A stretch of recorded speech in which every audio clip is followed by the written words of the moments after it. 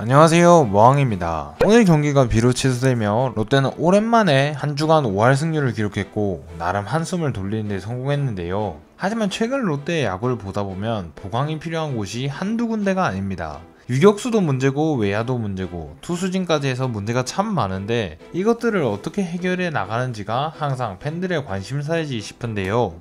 오늘은 그런 문제들 중 하나인 포수에 대해 얘기해보려 합니다. 다른 포지션은 가능성을 보여주며 육성할 자원이 어느정도 있다고 보이지만 포수 같은 경우에는 장기적인 육성이 필요한데 현재 롯데에는 그럴 자원이 없다고 보이기 때문에 이 문제를 다뤄보려고 하는데요. 그리고 무엇보다 현재 롯데 내부의 포수 운영 흐름이 지금도 쉽지 않지만 앞으로도 쉬워 보이진 않기 때문입니다. 먼저 롯데의 포수 운영을 보면 다른 팀처럼 한 명의 주전 포수와 백업 포수 같은 일반적인 운영이 아닌 포수 2명의 출전 빈도가 거의 일치하는 2인 포수 체제로 운영되고 있습니다. 그리고 올 시즌은 지시환과 함께 그 자리를 차지해줄 거라 기대한 안중열이 시즌 시작 전부터 부상으로 이탈하며 그 자리를 정보근이 메꿨고 그러면서 정보근과 지시환의 반반 출장이 팬들 사이에서 큰 문제가 되기도 했는데요. 그러다가 결국 정보근이 말소가 됐고 안중열이 1군에 복귀를 했지만 부상의 여파인지 1군에서 제기량을 보이지 못하고 있습니다. 그리고 얼마 가지 않아 지시환이 입스가 온 듯한 모습을 보이기도 했고 결국 휴식 차원으로 2군으로 말소가 됐는데요. 저는 지시환이 말소된 이날 앞으로의 롯데의 포수 운영에 대한 큰 위기감을 느꼈습니다. 말소 직전 지시환을 보면 도루저지가 거의 안되는 모습을 보였고 심지어 투수에게 공을 던질 때조차 공이 빠지는 모습을 보였는데요. 그런 장면들을 보고 저는 한때 국가대표 포수였던 홍성은 선수가 생각이 났습니다. 홍성은 선수 역시 타격이나 수비에서 엄청난 커리어를 자랑하는 포수였는데요. 하지만 스티븐 블레스 증후군으로 인해 투수에게도 정확한 송구가 어려워질 정도로 심각한 몸 상태를 보였고 그로 인해 도루 저지율도 떨어지더니 결국 포수를 그만두고 말았습니다. 포수로 정말 대단한 커리어를 자랑했었기에 이런 홍성은의 포수 불가 판정은 한 명의 야구팬으로서 굉장히 아쉬웠는데요. 그런데 문제는 그런 증상이 현재 지시환에게도 나왔다는 것입니다. 이미 지시환은 하나 시절부터 공을 제대로 던지지 못하게 됐던 입스 경험이 한 차례 있었고 최근 들어서 입스를 의심케 하는 장면이 여럿 나왔는데요. 지금까지 50경기 이상 나선 해에 못해도 25% 이상의 도루저지를 기록하던 지시환이 올 시즌엔 19%에 머물러 있다는 점도 의심가는 부분 중 하나입니다.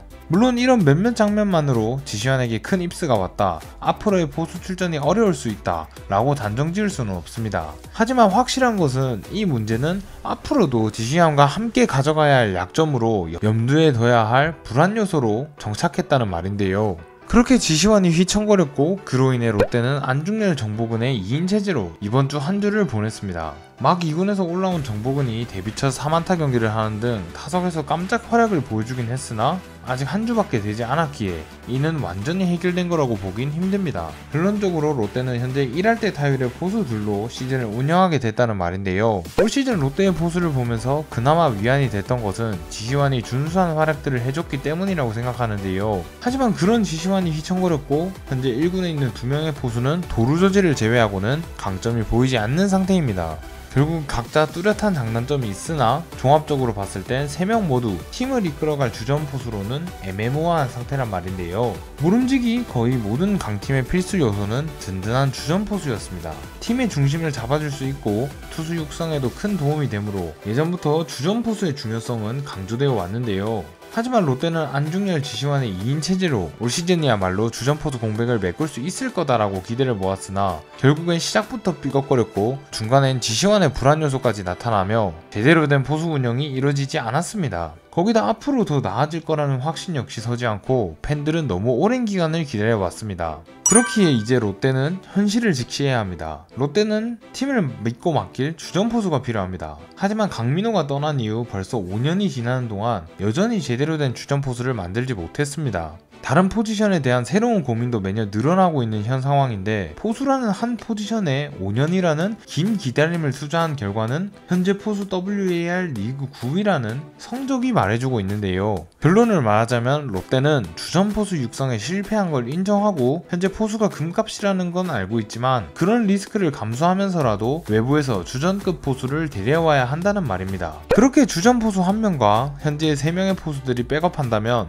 롯데의 포수 운영은 훨씬 수월해질 것인데요. 물론 당장 트레이드를 해오라는 건 아닙니다. 올 시즌이 끝나는 시점에 FA 시장엔 양의지와 유강남 등 많은 포수 자원들이 나옵니다. 그렇게 올 시즌 롯데 포수들이 시즌을 이런 페이스로만 끝마친다면 이제는 롯데가 과감하게 돈을 투자해야 한다고 생각합니다. 한마디로 포수 내부 육성의 마지노선이 올해가 마지막이 돼야 한다는 말인데요. 오늘 이 영상은 남은 시즌 동안 롯데 포수들이 반전 있는 활약을 해주길 바라는 것이기도 하고, 그것이 안 된다면 이제는 외부에서 사와야 한다는 메시지를 롯데 프런트에게 전하고자 만들게 됐습니다. 팬들이 무려 5년이나 기다려왔는데 이제는 포수 문제로 머리 아프고 싶지 않습니다. 아무쪼록 올 시즌 안에 포수 문제에 대한 롯데의 결단이 나오길 바라보겠습니다.